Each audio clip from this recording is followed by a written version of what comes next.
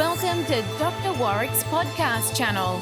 Warrick is a practicing cardiologist and author with a passion for improving care by helping patients understand their heart health through education. Warrick believes educated patients get the best health care. Discover and understand the latest approaches and technology in heart care and how this might apply to you or someone you love.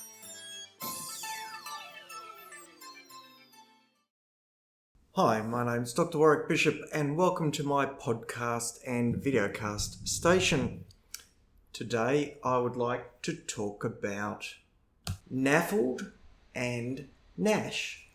Well, what are NAFLD and NASH?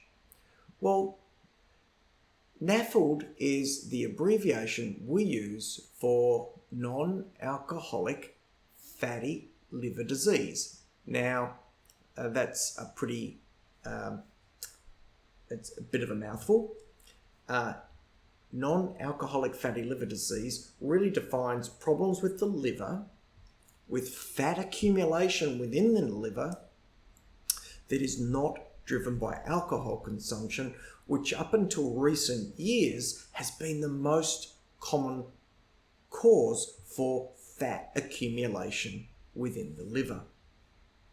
Well, what's NASH?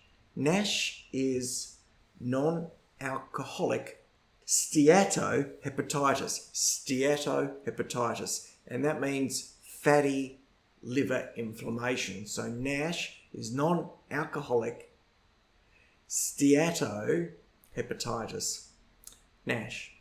Now, the reason I wanted to talk about both of these is because what's happened in recent years is the prevalence of fatty liver has now become most linked to NAFLD, which can progress to NASH. Now, fatty liver from alcoholism, fatty liver from NAFLD can both progress to inflammatory processes leading to a condition called cirrhosis. And you may have heard of cirrhosis, which is when the liver scars up and fails. Now, if that occurs with an alcoholic, it's called alcoholic liver disease, and it's a disaster. And really, the only way you can get around it is by consideration of liver transplantation. Well, in the last couple of decades, the prevalence of fatty liver with its origin from alcohol has now been surpassed by fatty liver of non-alcoholic origin. Now, what causes or drives non-alcoholic fatty liver disease? Well, the main associations are really obesity. So obesity, and particularly morbid obesity, are closely linked with the development of non-alcoholic fatty liver disease. And if that continues for long enough, then non-alcoholic fatty liver disease can progress to NASH, the non-alcoholic steatohepatitis, or the inflammation being driven within the liver. Now, morbid obesity is the single biggest driver, and unfortunately that's increasing in our community, and therefore the incidence of NAFLD, non-alcoholic fatty liver disease, is also increasing. Type 2 diabetes with increased weight is also a driver, and really sitting under that are the things that are likely to cause fat accumulation in the liver. One of them is insulin resistance, which comes from being obese, or type 2 diabetes, or pre-diabetes syndromes. With the development of insulin resistance is a shift in the release of free fatty acids and some of the free fats that are generated within the liver, leading to the liver cells actually accumulating and holding on to fat within them. You can imagine if the cells are sitting side by side and they start to accumulate fat, then there's a distortion in the architecture. These cells, which should be neatly lined up, become bulgy and swell and really don't sit properly. And you can imagine that the architectural change leads to functional change, and that functional change can set off a sequence of events which really put the liver on a spiraling downward course. So not only is insulin resistance central to NAFLD, but one of the other sugars, which we see over and over, can also be linked to the development of fatty liver, and that sugar is fructose. Now, you may have heard of fructose, and we hear of it on the telly and on the news and on documentaries with the Americans generating high fructose level syrup or corn syrup, which is used for flavouring within some of the takeaway foods. So this high level corn syrup, high level fructose can end up within takeaway foods and be really problematic. But also remember that fructose is the primary sugar within fruit. And one of the things that I think we may have to reconsider or think about differently within our community is some of the advice we give individuals about fruit being healthy. Now, please don't take this out of context. In no way am I suggesting that fruit is not healthy. It's got fibre and antioxidants and nutrients.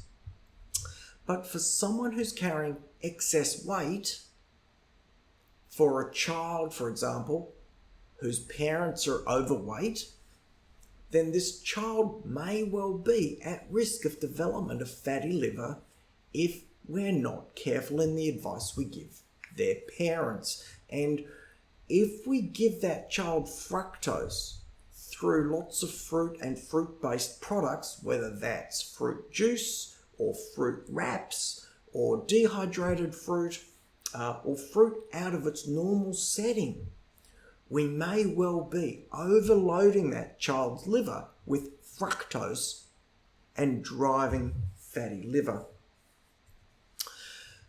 Well, if we do that for long enough, this fatty liver, non-alcoholic fatty liver disease, can progress to NASH, non-alcoholic steatohepatitis, which can progress to cirrhosis, and that's a disaster. So what might people feel if they've got NAFLD? Well, not much generally, because a fatty liver is something you may not feel, but you might observe someone who's got a lot of central adiposity. That's the word or the description we use for fat around the tummy, central adiposity. So someone who's really carrying a lot of fat around their tummy may well have fat around their liver and fat in their liver, so they could be at high risk. The blood tests, the liver enzymes, may well give a clue that there's some derangement of the liver enzymes and the way they're working. These same people may have a little bit of fatigue. Occasionally they may feel some distension.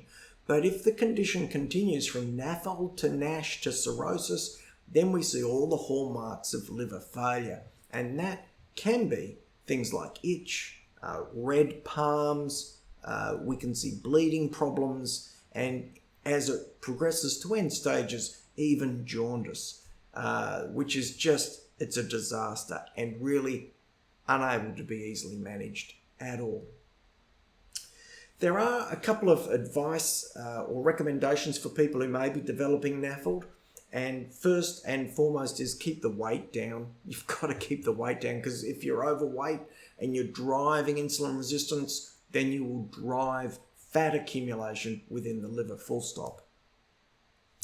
Keeping the fructose down together with keeping carbohydrates down, and of course fructose is a carbohydrate, is absolutely critical. So you just got to do that stuff. It's really, really important.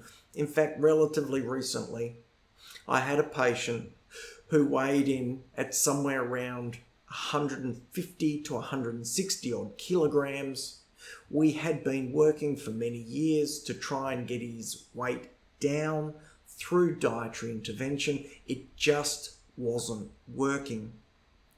I had been tracking various other parameters, including his liver function, with blood tests, and they started to go off. I did ultrasound his liver for the very reason that I was concerned about non-alcoholic fatty liver disease, and sure enough demonstrated features of not just early stages, but progressive stages within fatty liver disease, and a real concern that he may progress to NASH, the non-alcoholic steatohepatitis, which is really the inflammatory process of non-alcoholic fatty liver disease, and the first step down the irretrievable road of cirrhosis. Well, this patient, with that information, I came back to him and said, my friend, we have to do something. If we don't get your weight down, you will die from a consequence of your liver eventually packing up and failing, let alone the other implications of carrying extra weight, which will be development of diabetes, it will be worsening osteoarthritic issues, it will include obstructive sleep apnea, and of course it's going to impact your lipid profile and some of the other parameters that we're looking after, including blood pressure. And although it's uncommon for me to do it, for this gentleman, I recommended he may seek a consultation or consider exploring bariatric surgery, which is the word we use for surgery for weight reduction. I haven't seen the patient since his surgery, but I have had a couple of letters, correspondence from the surgeon who undertook the procedure, because he did elect to proceed with it. And to date, as far as I can recall, he's lost somewhere in the order of 35 kilograms of weight. And there's no question that this will have a positive impact on his liver function and his general sense of well-being into the future. We can use a drug called ezetimibe, which I often combine with cholesterol-lowering agents, the statins, to lower cholesterol, but ezetimibe happens to have a role through the receptor that it operates through, the NCP1N receptor, I can't remember the exact detail of that receptor, but take my word for it. It works through a particular receptor which modifies development of non-alcoholic fatty liver disease. So if I do have a patient who has that insulin resistance, carrying too much weight, and they've got cholesterol levels, I have a low threshold for using ezetimibe in that case.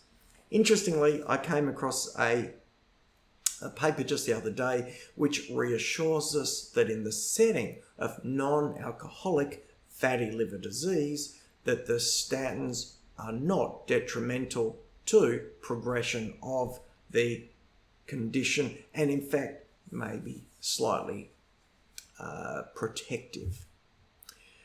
So I've given you a big long spiel about NAFLD, non-alcoholic fatty liver disease. I've explained how that can, if it's not reversed early, it can progress to non-alcoholic steatohepatitis, which is the inflammatory scarring process within the liver, which can progress to cirrhosis, which is really where the liver, its architecture is mucked up, the cells are damaged, there's scarring, and it just doesn't work properly. And that, without transplantation, can be fatal.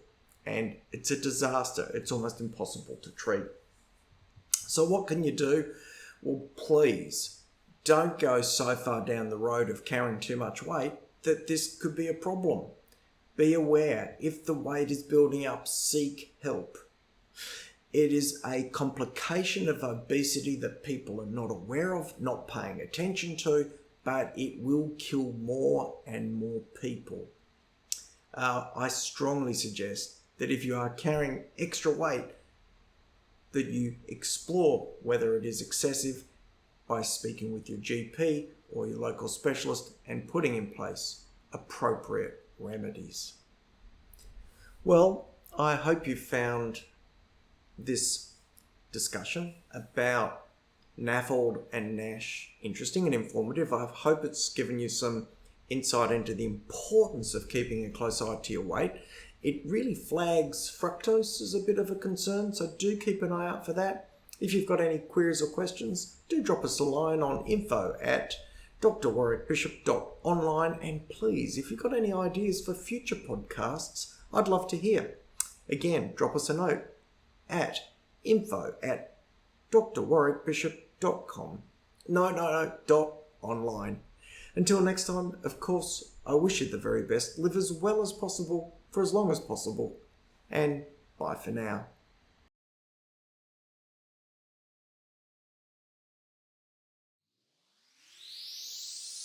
You have been listening to another podcast from Dr. Warrick. Visit his website at drwarrickbishop.com for the latest news on heart disease. If you love this podcast, feel free to leave us a review.